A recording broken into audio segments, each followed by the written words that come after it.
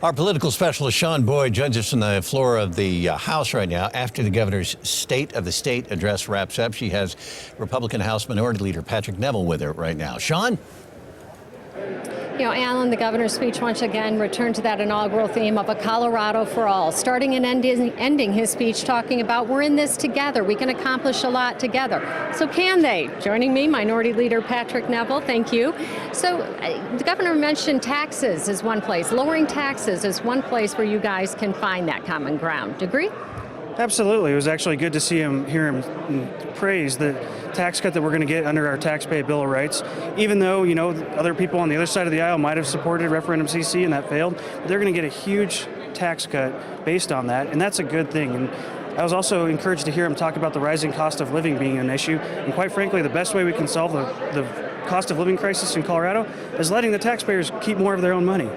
So the governor's agenda, much less ambitious than last year, recognition that there's less money to spend this year, but he did talk about 6,000 new preschool slots, a public health insurance option, and paid family leave. Is that realistic? Well, not everyone can be Santa Claus, as we know. And if you look at the public option, I think this is probably one of the most scary things that we're seeing down here being proposed in the legislative session. I don't think this is a small step towards single payer. I think it's a giant leap towards single payer, and I'm definitely going to be keeping an eye on that. Lastly, transportation, huge issue to voters. So the governor didn't really offer any new solutions, but he did say you put a lot more money toward transportation last session. You agree with that?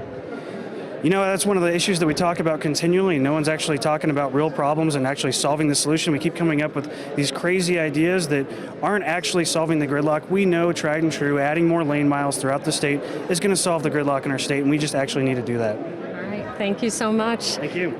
Alan, you know, before the governor walked in here today, there were a lot of protesters up in the gallery, climate activists who feel like that he hasn't gone far enough when it comes to that particular subject and oil and gas, even though they passed that big oil and gas measure last year. So it'll be interesting to see how that all plays out as well this year.